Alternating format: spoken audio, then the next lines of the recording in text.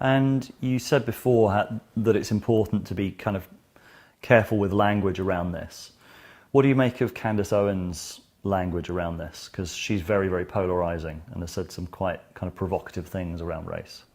Yeah, I think she is very unserious in the sense that, I've seen her say things without any evidence of her feeling a burden to back it up with a fact.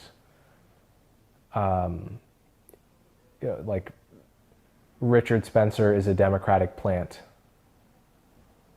When challenged on Joe Rogan about why she thinks climate change isn't real, she doesn't even have a single study to back it up. She's not a smart climate skeptic, or it's just her gut feeling against the view that she thinks is wrong. And when asked to back it up, often has nothing. The Southern strategy never happened. That if you're going to argue that, you better know something that mainstream historians don't. But she seems to feel no burden to back those opinions up with evidence, which is my first problem. My second problem is that she seems to have very little respect for civil discourse and free speech. She tweeted that Hillary, Mueller, and Bezos should all be locked up. She tweeted that, right? Okay. Is that someone who's serious about civil discourse, or someone who likes seeing their enemies thrown in jail? Or someone who's performing? I actually can't tell. I'm willing to believe that most people are nice people. But many nice people are also constitutionally incapable of really charitable civil discourse, kind of bullies, and they enjoy bullying. And Candace gives me that sense, in addition to being someone who is comfortable making factually inaccurate claims and just kind of letting them sit there. Because there's also this sort of sense that in the current kind of expansion of the culture war, someone like her, a black conservative, is of a huge value to one side in that culture war. Like there's this sort of sense of huge forces pulling people towards more extreme positions. I'm sure that the incentives of social media, anything based on an ad model, is you're getting paid by the click.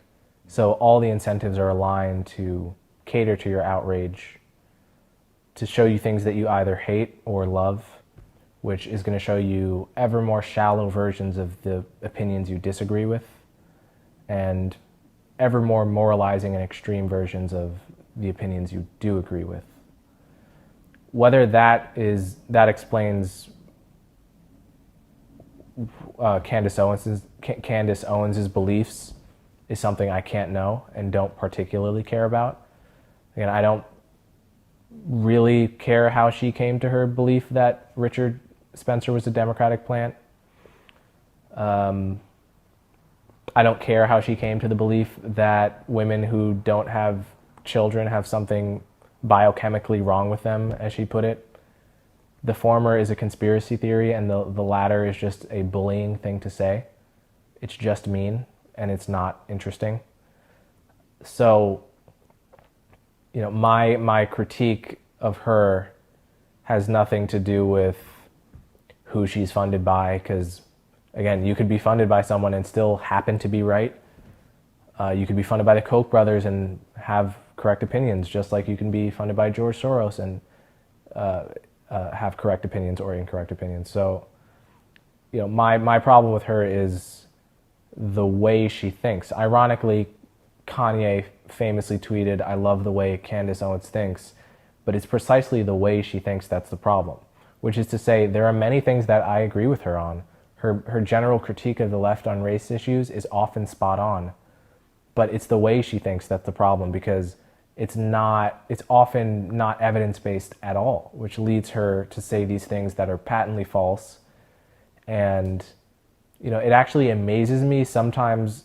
I forget how big a platform she has, because just when I see a clip of her and how shallow it is, I assume that she doesn't have that big of a following. But then every once in a while I'm reminded of her Twitter followership, and I'm surprised every time.